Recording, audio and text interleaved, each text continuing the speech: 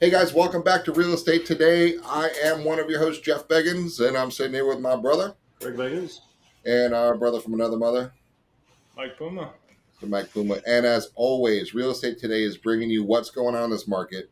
We're in a market no one's ever seen before, and there's huge opportunities. There's a lot of people not knowing what's going on, and that creates a lot of pausing. And we're going to talk about the reasons why people are pausing and the reason why there's a lot of people not pausing right now and seeing what's better for you guys to do. And the background here is subject matter experts. We're sitting here at 60,000 transactions, 31 years in this business, billions of dollars a year sold. We know what we're talking about. So we're going to hit some cool topics today. So keep on watching and like it, subscribe it, ring the bell, tag some friends, keep watching this stuff because we're going to keep bringing this to you as this market keeps doing what it's doing, guys. So enjoy the show. Let's look at a couple of these headlines since we're rolling on this one right now, because I'm going to justify not doing anything with a couple of these headlines for a second, and let's combat them first. Let's talk about them. So I'm looking right now on a headline here. Existing home sales have dropped to a 5-month low. Right? I'm just pulling that headline right out of in front of me. Now, what could I extract from that if I wanted to? What does that mean? That it's a stupid time to sell, and we shouldn't sell anything. Should I buy in a declining market? Never. Why would you do that? Home prices are dropping, right? So why do I want to get in on that trend?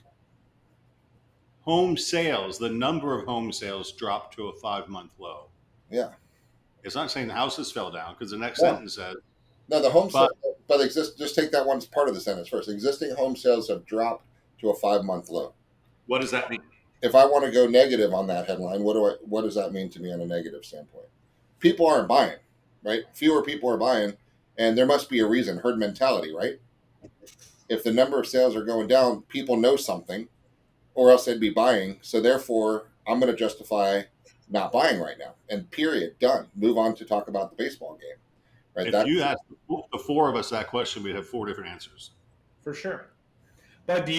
But to Jeff's point, how many investors not good investors, do you have sitting back going, I knew it, this is it, it's all declining, it's coming down, I'm going to wait, and I'm going to buy things for pennies on the dollar, I told everyone this was going to happen, this is it, this is the moment I've been waiting for, right? There are definitely people reading that headline, and that's immediately where they're going.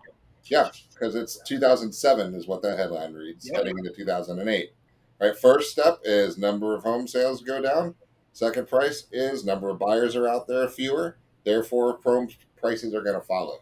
But the very next sentence is the median home price now in the U.S. is $416,000, which is $100,000 more than pre-pandemic times. And let's not forget the basic law of supply and demand. When supply goes down, prices go up. Right? Yeah. The Escalade I'm picking up this weekend, I've waited a year and a half for, and it's $30,000 more than it was pre-pandemic. Because they're not making as many. That's supply and demand. Yeah, and it's not demand; it's supply. Supply. There's a lot more people to buy them, but they just don't have enough of them on there. But I mean, the other problem with that is that pre-pandemic, it's going to become like pre-dinosaurs. It feels like it though, right? In most people's heads, I don't even remember what life was like pre-pandemic. Like, I feel like my life began 3 years ago. Like, that's where I live now because I don't even remember what it was like. It was 3 years ago, and in most people's mind, all they're going back is 3 years. What happened over the last 3 years? That's it. Like, they don't even remember what happened pre-pandemic. It might as well be pre-dinosaurs. Right. I mean, that's the reality. But it's unfair to compare what's happened over the last 36 months to being normal. It's not normal. Nothing we've experienced has been normal. Not 1 ounce of it. No, Joe and I were talking this morning. It's a unicorn market. There's no common sense to it. It doesn't exist. It's not real. And we're comparing it to a unicorn market. Hell, the government floated us a couple $100,000 just to make sure we kept our people employed. Well, listen to this. This is the example I gave to the agents over here. over on the beaches. Said, all right, let's pretend you've got, let's say I'm standing in my house and there's two things I'm going to go buy. It's 11 o'clock in the morning and I'm hungry and I'm planning to go to Five Guys to go get a burger, right? On my way to the Apple store because my MacBook broke and I need a new MacBook, right? So let's just set that scenario. So I'm getting ready, getting my keys, walking to the car, getting ready, and then all of a sudden torrential downpour comes, like Noah, right? It just starts dumping. And it is not starting. I open up my radar app and it's just red everywhere and purple, and it's not going to let up for a long ass time, right? So here I am sitting in my house and I'm going, I really don't want to go out in this crap. And so now let's take that scenario for a second, because there's two markets going on right now. Number one is Five Guys. Okay. Five Guys is screwed because I'm going to make a sandwich, right? So they missed out a sale for the most part. But Apple didn't miss out on a sale. They just delayed their sale, right? Because I'm still going to go buy it. Whether it's online or I still want to go feel it and look at the size of the different displays, and I'm going to go to the mall and go to the Apple store, right? So I'm going, but I'm not going right now. And I might not be able to go until next Wednesday because my schedule's busy.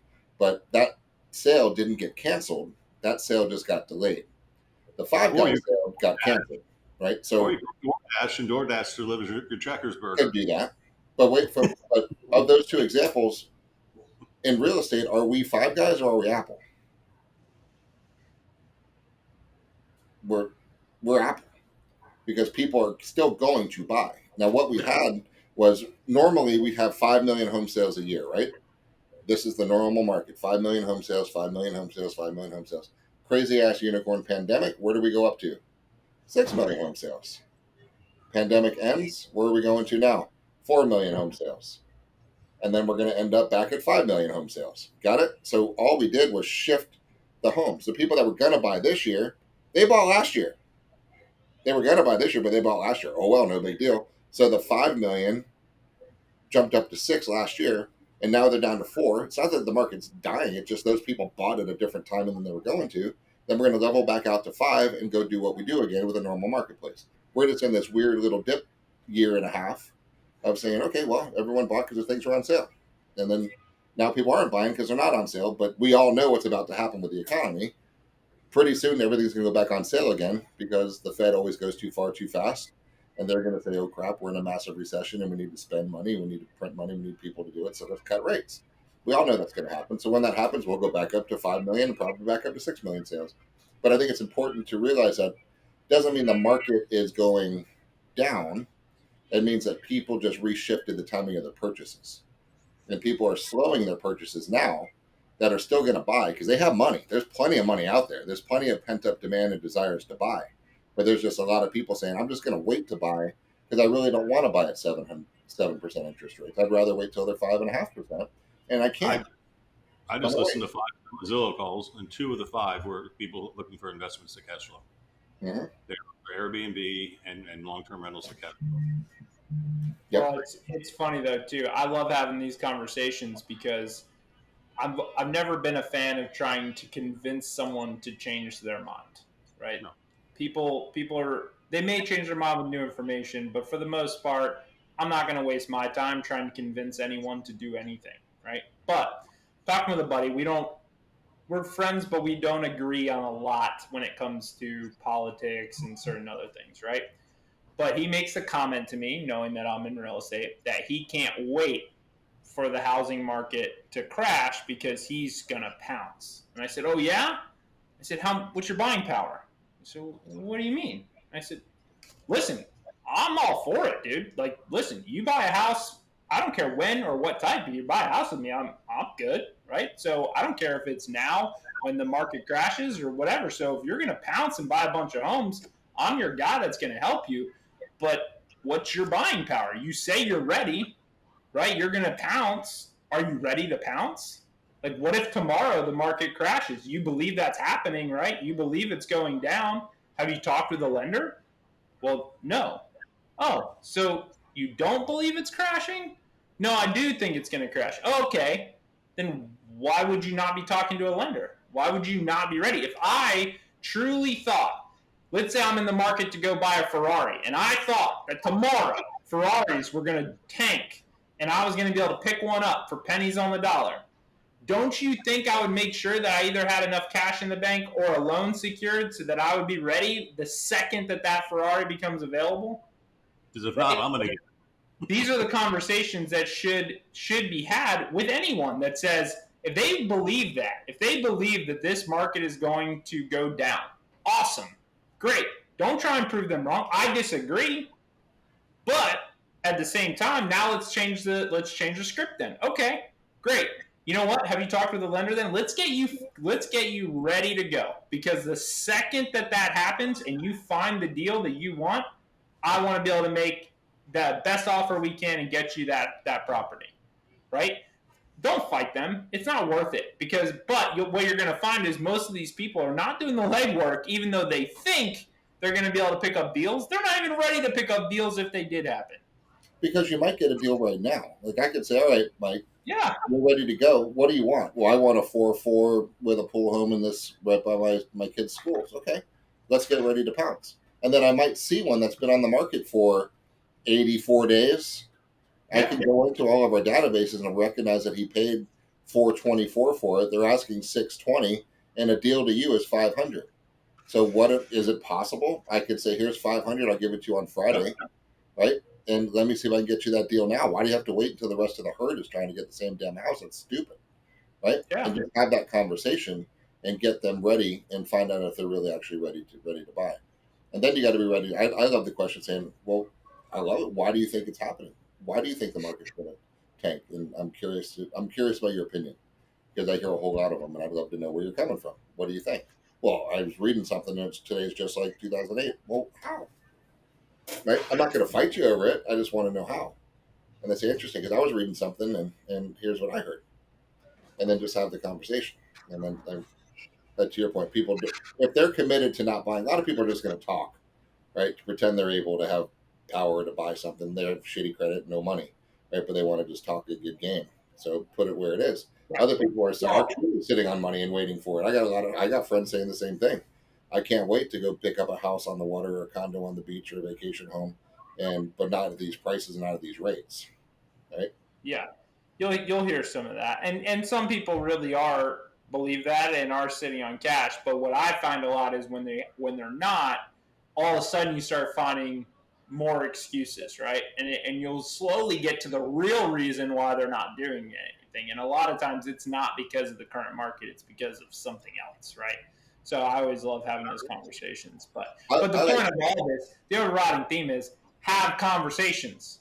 If you're not having these conversations with people in your sphere, you're missing the boat. Whether it's a conversation about why this isn't 2008 or a conversation about things that strategically they may want to be thinking about, you should be having conversations with people. And you're going to need to have more conversations in order to find a transaction in this market. You just are. Yep. Well, that's our whole prescription thing for this whole week.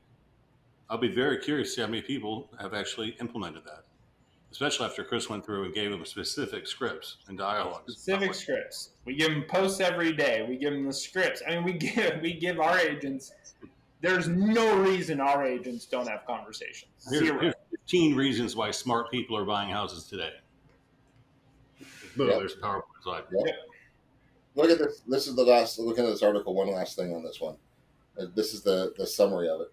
Buyers are waiting for lower rates so they can afford a home, and sellers are waiting for lower rates so they can be free of their golden handcuffs, right? Being able to buy a house they can afford. This is interesting. Nearly 80% of all consumers thinks it's a bad time to buy, which means 20% of people think it's a really good time to buy. Interesting how that plays out, isn't it? Like, what could possibly be the difference between the 80 and the 20? Because what's the Warren Buffett quote, right? Be fearful when others are greedy, and greedy when others are fearful. So there you go. So the herd, 80% of the market is the herd. The herd is saying don't, but there's 20% of the people that are buying a bunch of stuff right now. So how could there be such the dichotomy of people saying, no way, I'm waiting, and other people saying, hell no, I'm not waiting. I'm going right now, buying whatever I can. Like, how is that even possible to see such an opposite approach to the market right now. Well, let's be honest. Who has the dry powder to take advantage of the market today? A lot of people that do, they just don't know it because we'd have been educated. I know, Jeff, you got a huge line of credit. I got a huge line of credit. It's at zero. I'm sitting in a bunch of dry powder. Something comes up, I'm ready to snap. Right? You're ready to snap. Most people aren't ready to snap. Well, they are. They are, because Taylor and his wife, they're sitting on a few $100,000. That's dry powder. Yeah, they haven't applied for it yet. Nope. They didn't get their credit line yet. You're right.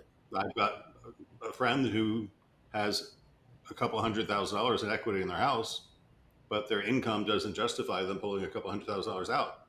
It only justifies them pulling $80,000 out. And that totally diminished their buying power because you still have to qualify for your HELOC. Yeah, but it may change. Isn't that kind of a messed up question, though, in general? Right, to ask people? Like, is it a good time to buy? Maybe. Should be. Let's talk about it. It depends. That's my standard answer. It depends. It depends. Yeah. Like, if you ask me that, I'm going to say, it depends. Do you love your house? I love my house. Okay. What do I want to buy? What would be my purpose? Am I buying something to go live in because I want to? Or am I buying an investment property because it cash flows? Because if it cash flows, even at this rate, that's a good buy. If I'm buying and losing money on my current house because of a certain situation, that's kind of stupid, right? So, like, I don't know. I'm neutral on that. If you ask me, is it a good time to buy? I need more information. There's not enough information in that question for me to even answer that. It could be. It also may make a lot of sense for you not to buy right now. Yeah, the question is missing the word what. Right? Yeah, by what and for what reason, right? With what intent? Right. Because look, if you have $250 in equity, you can only qualify for 80. I mean, Mike, how many homes like you just bought could you buy with $80,000? Oh, a lot. Right? Easy. 4. Right? So you might not buy the house in Clearwater Beach, but you could buy 4 of them, a fourplex in another town that spits off some nice income. But to not do that is silly. Right? Because literally, what did you do for that money? Nothing. It was a scratch-off ticket, right, that you won because you live somewhere. It's that absurd. It's free freaking money that you got. Well, I'll argue you there. They did do something for it. They made a smart decision at some point, right, in the past to purchase a property. They made a smart decision. They likely worked extremely hard to save that down payment, and they made a great purchase that did what real estate does. It appreciates. Right? They went to sleep every night, and they built wealth. That's what they did. You made a really smart decision. Now, to not capitalize on that smart decision you made, that's a stupid decision. So that's where now we need to realize you made a really good decision before. Let's make a really good decision now. Nobody expected their house to double or triple in value in 4 years. Right? It's outside of anybody's best expectation. And it's obscene that it did it. But to not capitalize on the fact that it did it is stupid, in my opinion. I mean, you legit have money that you really didn't expect to have sitting in your backyard that you can access and do something with it that costs more than it costs you to access the money. Right? Look, if it costs you $200 a month to access a chunk of cash that makes you $800 a month, you're an idiot for not doing that. I mean, how many times would you trade $200 for $800? I would do it as many times as you'd let me do that deal. Yeah. Well, it's like a Monopoly, the game Monopoly. You land on the Reading Railroad and you buy it for $200, right? And then every time one of the players passes, you get $50. That's right. That's right. Right?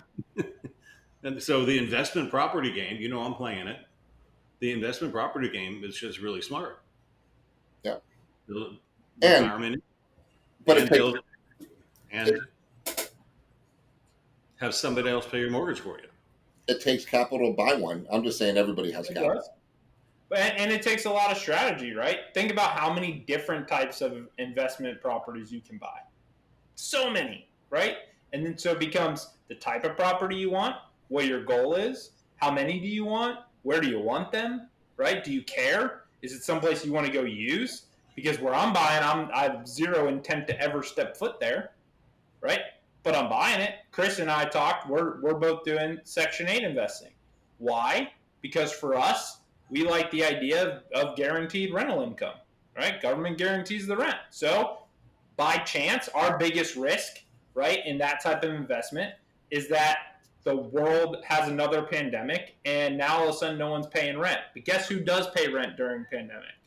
Section 8, right? So for us, it's a way to mitigate risk. Yep. Now, some people are saying, "Oh, but you're only going to spit off $300 to $500 a month on those type of properties. That's not enough to get me excited." Okay, you want to buy a $4 million brand new construction on the water that cash flows $500,000 a year? That sounds great. Do you have $300,000 to put down? Oh, you do? Awesome. That's an investment, right? Like there's all sorts of different things. There's flips, right? Jessica Roman, who's our regional president, she likes to do flips. Her and our team actually buy homes and flip them. Awesome. That's a way to do it. There's so many things, but again, have conversations. Have conversations. What are you looking to do? Because then you can start to get to, does it make sense? Does it not make sense? And really start to figure it out from a strategy perspective. There's a lot of options out there. Absolutely. And it's not just real estate. I mean, do something that's going to make you money that you're comfortable doing.